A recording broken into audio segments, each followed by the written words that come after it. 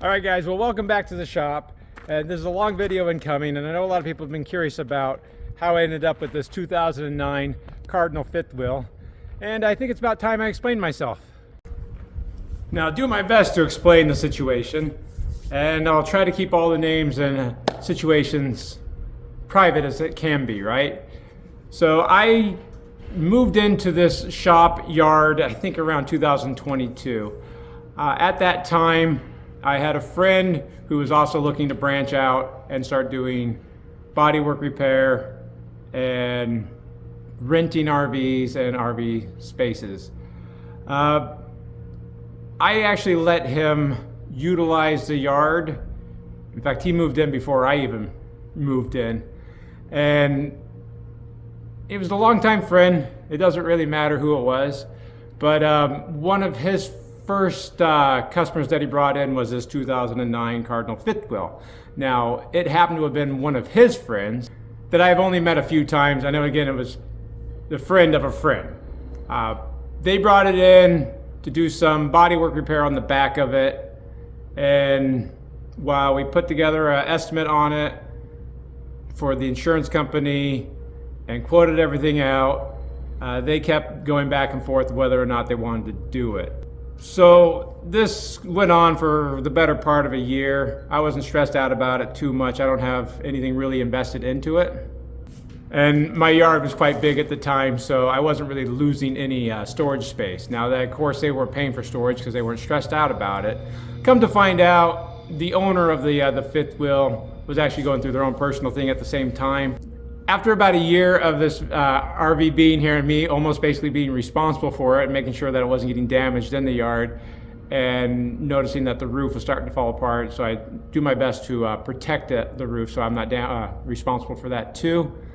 I did reach out to my friend who had been utilizing the yard and let him know that I was displeased with the whole situation and the arrangement. And it was at that time that that friend went ahead and mind you, they had not been participating in the upkeep and cost of the yard here. It was time for them to move on, and they ran out in the night, so to say. This Cardinal fifth wheel, the owner of it, or the owners of it, actually didn't have a truck to move it around. And neither did my friend who was using the yard. So now I was stuck with this fifth wheel that I didn't have any contact information to the owner for. I could not reach out to my friend who had brought it in. And I was really hoping that maybe the owner would stop by one day and we'd figure it all out together. Unfortunately, that didn't work, and I have always been pretty busy. If you guys follow the channel at all, I try to keep myself gamefully busy. And if you follow the channel too, you've probably seen this fifth wheel in the yard since the very beginning.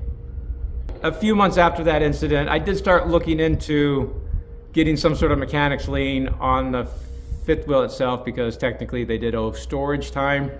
But as a one-man small business owner, you know, getting legal matters like that handled is kind of a pain. Mechanics lien is not the easiest thing in the world to do, and it doesn't make any sense to get a mechanics lien anyways, because all that means is when they go to sell it, they can't sell it until my lien that's on it is released. And they seem to have no desire to pick it up and or sell it, so it was just going to sit on my lot, and it made the whole process even more complicated at this point. So I went ahead and I left it abandoned again for about another year or so. So they're getting up into 2024. Again, I do check on it. I even let it star in some of the videos that I've made because, you know, it got abandoned. And it wasn't until about last year, 2024, that I started really looking into the process of getting a abandoned title on it, because the owner was never coming for it. At that point, I did reach out to a third-party title company, and they explained the whole process to me. Well, actually, take that back. I went to the Arizona MVD, or the DMV, however you guys want to call it, and they explained the process too, was that I would need to bring it in for a valuation and VIN verification. or I'd have to arrange for a inspector to come out to the shop and do an inspection at that point. At that, and they were explaining that what I was going to have to get was basically a bonded title, which means that the state of Arizona would issue a new title on it under the caveat that if the previous owner did dispute the claim or that this title was illegitimate, the bonded title meant that I had to front so much money in order to get a title, and if the owner would dispute it, then it would almost revert back to the owner. It got very complicated. I looked into a third-party title company service here, which is pretty common in Arizona, and they gave me two options too. One was the bonded title, one was the abandoned title. Either process was going to take a little bit of time, and at that point I decided I would go ahead and start the process. Little did I know that I had stretched out this process so long that the co-owners of this fifth will were now in a legal disagreement about ownership of all their property together, and that included this 2009 fifth wheel. So when I started this whole process of getting a bonded title, the third-party DMV service had to reach out to the owners, and that's where they got in contact with the lawyer for one of the owners, and they basically came back and said, yeah, you know, if you would have started this in 2 weeks, everything would have been a lot easier, but you started this at this 2 week point, and so now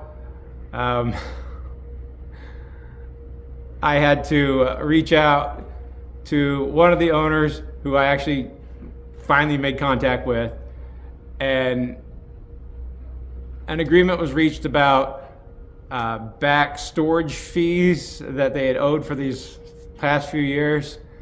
And then because they still didn't own a vehicle and they still didn't want the trailer anymore, they were going to go ahead and divide this property up as part of the agreement. The owner and I came out to an agreement that I would buy the trailer, but that would have to go into the agreement, which would be stretched out again from that 2 week process, because every process is a process. And then once the judge recognized the agreement, I would then get ownership of the trailer, but I did have to buy it. And while I want to say I got a good deal, I know I didn't get a good deal. I was just trying to get the end of this whole situation because I did not want to be stuck with a trailer on my lot that I could not move or abandon or basically get rid of because nobody was going to come pick it up.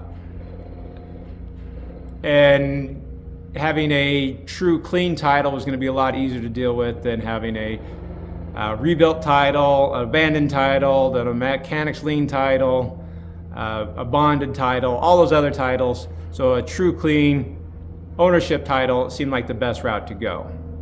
And so that's how I ended up with this trailer. But I also thought it was a really beautiful trailer and could just use a little bit of tender love or care. I would put a new roof on it, and then I could just sell it, maybe make a little bit of money for my trouble. But as you guys have witnessed, it had a little bit more to do than just a new roof. What I didn't want to do was just try to flip the trailer really easily to somebody and let them deal with the problems of a bad roof that was going to cause them problems and other issues you guys have seen me go through at this point. And I guess that's part of the problem with when I work on a trailer or an RV and I start to rebuild it, is that while I'm in there, I might as well do these things, I might as well do these things, because I don't want to sell something and have somebody come back and think that I was doing anything dishonest, that I was just trying to scam them out of their hard-earned money. And I wanted to make sure that I felt good about the transaction so that they would feel good about the transaction. I really don't know what the future of this trailer is going to be. It's taken me a lot longer to get it put back together to a condition that I think is responsible and sellable and should be enjoyable for a new owner. It's not going to be perfect. It will be somebody else's project, but I think the bones of this are really, really solid. I really think it's a really nice floor plan, and the interior is pretty nice. While I don't know if I explained that well enough, I got stuck with the trailer mostly because I was just trying to find the easiest method and exit path from having this trailer in my yard for all these years with the least amount of drama or long-term complications. Unfortunately, you find out too often that people that you trust, you shouldn't have trusted. And in fairness, I knew I probably shouldn't have ever trusted this friend. But I hope that explains where we came from and where we're going and why I'm trying my best to make this Cardinal fifth wheel as best as I can make it for the new owner, whoever they're gonna be, so that I can feel not justified, but satisfied that I did not bring drama or disappointment or unhappiness to somebody else's life once they bought this RV. I'm very proud at this point to say that it's a very nice trailer. And if I was in the market for buying a trailer, I would really be looking at this one. It's probably gonna be a decent price to get it for. And when you really compare it to a modern trailer anyways, no matter all the problems that I found with it, it is still built a lot better than most modern trailers are ever going to be. The floor plan in it is very residential. So if you are looking for a tiny home, it's probably the most exceptional value you're gonna find when it comes to a tiny home or off-grid or homestead living. And that's another reason why I pursued it, because I really thought it had quite a bit of potential. And I hope that answers the questions, but I do have a clean title on it. I'm really not gonna make any money off of this whole ordeal when you talk about all the time, money, and effort I've put into this and what I ultimately bought it for. But I really thought that having this out of my life cleanly would be the best path forward to me. You may not know me very well. I don't share too much of my own personal life, but I do have a lot of anxiety about making sure don't take advantage of people, that I listen to people, and that I basically treat them the way I would hope somebody would treat me or my family. If you've ever tried to reach out to me and you think that I'm not kind for not answering emails, it's likely because I don't feel I could answer the question honestly or responsibly enough, or could take on the work to help you out. It's easier for me to avoid, how do I put this? If you get me on the phone or in an email conversation, chances are pretty good I will take on your concerns and your happiness as my own and want to help out as much as I can, which is not healthy for me. So I hope that answered all the questions. It's not a fun thing to share, and I'm not certain this is anybody else's business, but I know a lot of people did express concern about what the whole story about me having a Cardinal fifth wheel was. And that's how I ended up with the Cardinal fifth wheel, and why I've been trying to push out the repair as fast as I can. And in order to do that, I did have to change priorities in my life, including, unfortunately, my beloved 2001 Beaver Patriot Thunder. Every time I want to do any work around the shop, I would rather work on the motorhome than all my other responsibilities that are around the shop. And I pushed it off for so many years that it was getting to a point that just seeing this fifth wheel caused me anxiety. So hard decisions were made, and there's still hard decisions to be made in the future, because I still do have at least one more project I need to get through also. And I was hoping to get through this one before it got stupid hot, but unfortunately that didn't happen. At any rate, guys, I hope that answers your questions. If not, put them in the comments. I'll do my best to answer those questions too. And while the situation that brought this 2009 Cardinal fifth wheel into my life might have been perpetuated by a bad friend, I did find a lot of good friends in this entire process of rebuilding this 2009 fifth wheel, between the roof and the paint and all the interior support, including the outside door. I had a good friend helping me put the roof on.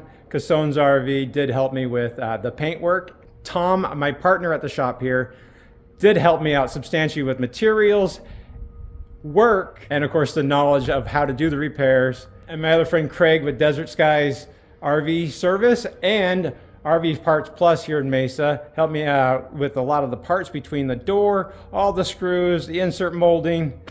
I was able to get a lot of parts at a very good price because of him. And even my landlords, who are also my friends, All Star Storage, helped me out substantially with materials and labor support too. Thanks a lot for joining me along with this project. It's been not fun, but it has been rewarding, and I am proud of it. Bye. With T-Mobile, Tom, my partner, with Tom, my partner here at the shop, Tom, my partner here at the shop that does, Tom, my partner at the shop that does mobile body work for T's Mobile Autobody. Tom, my partner here at the shop, Tom with T's Mobile